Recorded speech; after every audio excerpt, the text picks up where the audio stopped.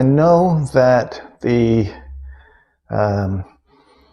response would be, but there's a pandemic, there's a virus, and that's why this is all justified.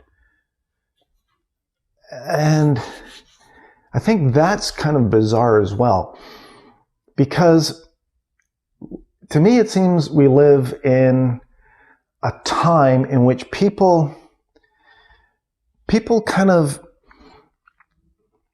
replace kind of thinking their way through things on their own with, okay, here is an interpretation, an interpretive structure.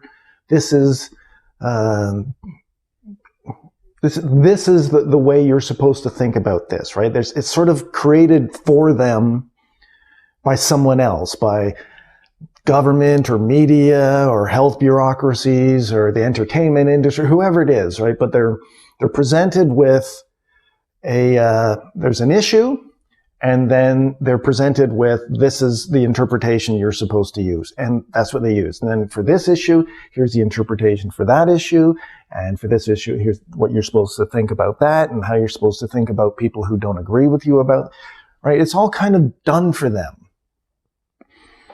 Right? So when you make this argument about how we've inverted our principles and values, which were kind of fundamental to how we perceived ourselves and our society and what it meant to live where we live, that we've inverted that within the last 6 months or so.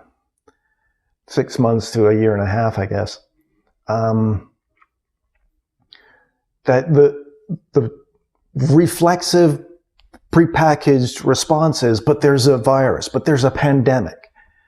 And the attitude is that, okay, I've now answered that issue that you brought up. I've now dispensed with it. I've said, but there's a pandemic, and okay, now we're done. It's like, so I'm right, and this worldview that I've adopted within the last few months that's completely opposite to what me and everyone I know believed prior to that time. That's the justification for why this is all right and correct now. It's that there's a pandemic there. Done. And if you question that with people, they're astonished that you even question it. It's like, don't you know that this is, we're just supposed to say, but there's a pandemic, and then we're all supposed to nod our head in agreement and think, yeah, I mean, that's why this is all justified.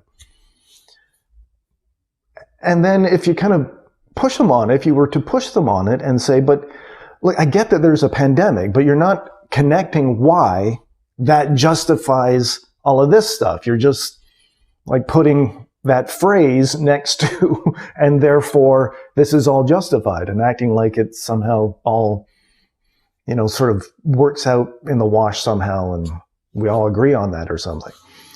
But I liked how, Naomi Wolf, who I'm not a fan of particularly until this issue, I saw her point out in a few interviews not that long ago that, she was talking to, as an American, to, I think it was James Delingpole, so a Brit, and saying how none of our constitutions that sort of are there to solidify and identify the rights and freedoms you have in your society, so none of them say, unless there's a virus. None of them say that. So this idea that because there's a virus, therefore that justifies me and everybody else completely changing our beliefs about whether people should be forced to take drugs against their will, or fired from their jobs if they refuse, or be forbidden from flying on planes or riding in trains or going to restaurants or going to shopping malls, whatever it winds up being. this idea that you can just make that connection by saying a few magic words, there's a pandemic, is ridiculous. I don't see any justification for that at all. Like, you can have a pandemic and not do all of these things. That's actually an option. And I guess the response to that would be, oh, but then everybody would die. And it's like, or they wouldn't. I mean, you don't know that. I mean, a lot of people are dying now. There's all kinds of restrictions and stuff. There's, it's a decision about how to handle things. And we've adopted one path here that is incredibly destructive to our society. And everybody's trying to convince themselves, well, that was the only thing we could have done, and it's the best thing, and it's having nothing but, positive results. And, it's like, being, in a car that's hurtling towards a cliff, and there was a turnoff up the road, and a few people in the car said, I'm not getting a good feeling about that. Maybe we should turn off here and kind of reassess this direction we're on. And the guy driving was kind of like the authority in the car, and the other people in the car were all like, yeah, listen to him, the driver, he knows what he's doing. And at some point it was like the cliff gets closer and closer, and you're starting to get a glimpse of it, and everybody in the car is so invested in the choice, their ego is so invested in the choice that they block out the things that are showing them that this might have been a bad path to take, and they just keep telling themselves, no, this was the right thing to do, this is the right way to go, and of course you should listen to the guy driving the car, he's super cool and he knows what he's talking about.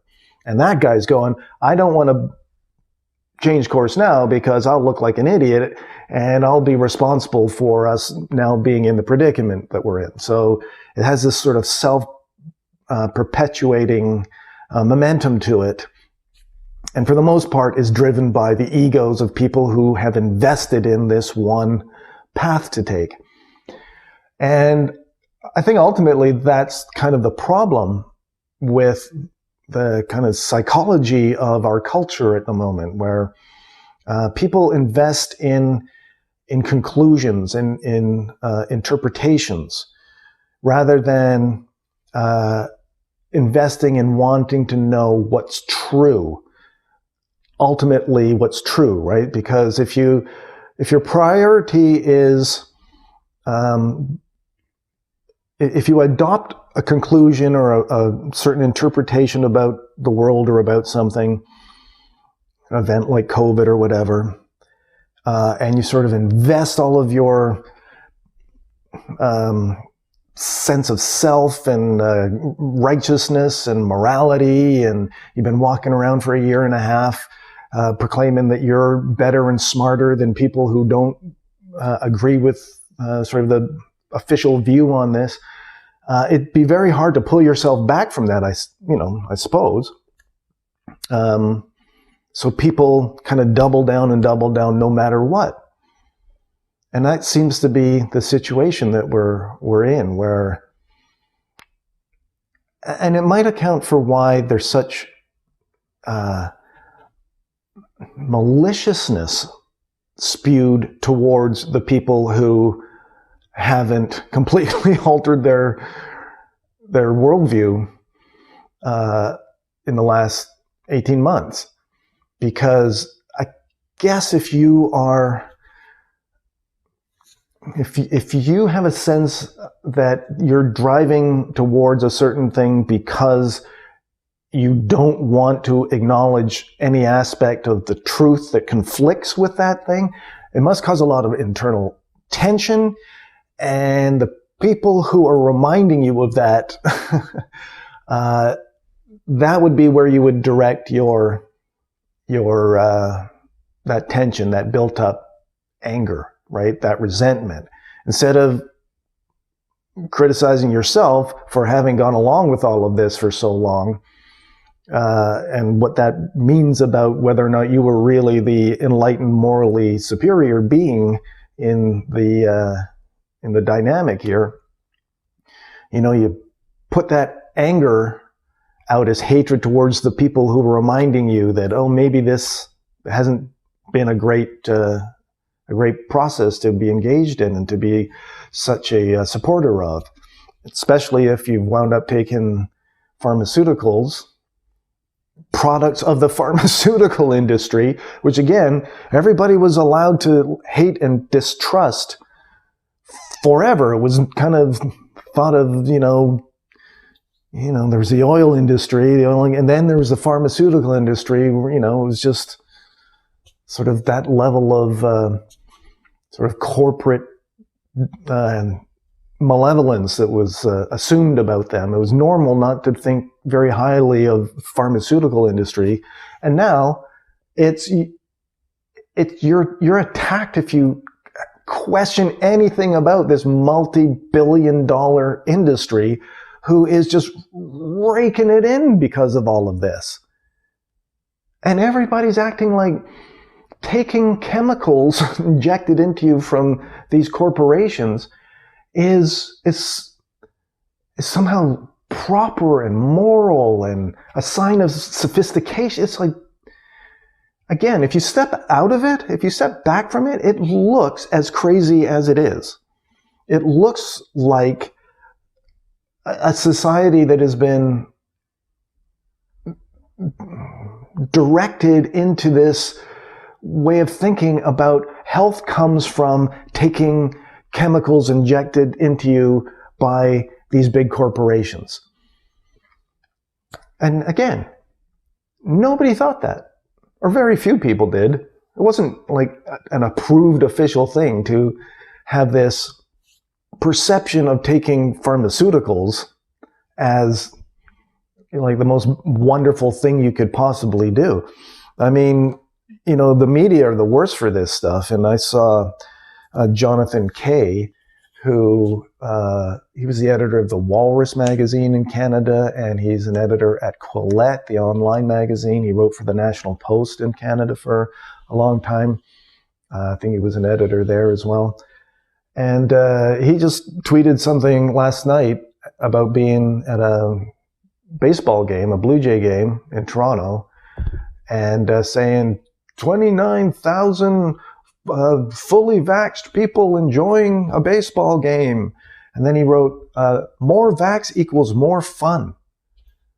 And, when you look at that, it's grotesque. It's just insane that people would be, we've taken these pharmaceutical products, and the more you take, the better life is. It's right out of Brave New World. It's Soma. It's like you've taken the official drugs that you're supposed to take. It's very bizarre. But people don't have the ability to step back and to look at what they're doing and what they're thinking and how wildly their perceptions and their values have shifted within 6 to 18 months. It's weird. And people who notice how weird it is, they're the crazy ones in this society. They're the second-class citizens. The people who've remained the same, people they've always been, who haven't abandoned their principles and their values, those people are the second-class citizens in our society right now.